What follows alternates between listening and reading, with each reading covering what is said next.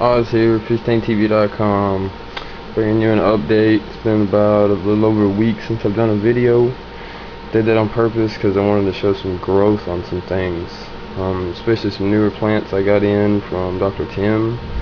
I wanted to show you what some of this stuff is looking like. Kabamba right here, the tallest stalk that you see, has already been cut down once. Whereas you see right next to it, there's a stalk, say 2.5 inches down right next to it in front of it. I've been pulling them out and cutting them in half and replanting them, and it's growing like a weed. It seems to be green on top for the most part, but the bottoms of all the little needles are purple. It's changing colors a little bit as it gets closer to the top. The Vigia right here is not looking so hot, although it does have roots, so imagine it will come back. I got 2 dwarf sads right here, which are growing.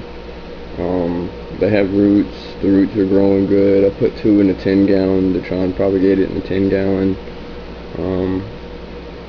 And there is a runner coming off the big one, but I do want to show a difference if I can. And that is, it doesn't show up on video, but the leaves, as far as the quote veins in the leaves, dwarf sad's leaves look almost exactly like jungle val, where the leaves look like they have that dried out, crackling skin look like jungle val leaves do.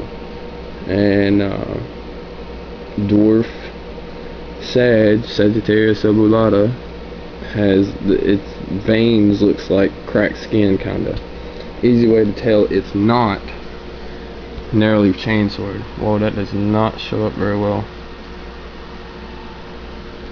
But anyway, dwarf chainsword has veins running lengthwise of the leaf, from the base all the way to the tip, and it's very obvious. But it does not show up very well. I went back to running only T5s on this tank, since I do now have higher lot plants. I have some plants that really require the higher lot, need it, love it.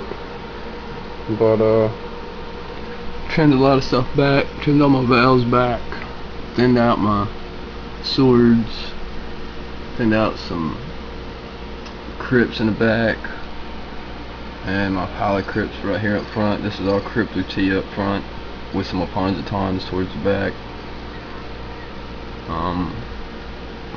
You can't really tell from this big pile of chainsword, but there's a little bit more than 30 individual stems just in that pile, not counting the other ones that are over here. Very happy with everything that Tim has sent me. And the duckweed is everywhere, but I thought it would grow faster. It is growing, I guess, but I thought it would grow faster. Anyway, give a quick look down here, the little vase, nice and clear. 1 Amazon sword, 1 crypt. This is for my dad's office. Today is my dad's birthday. 59 years old. He's an old man.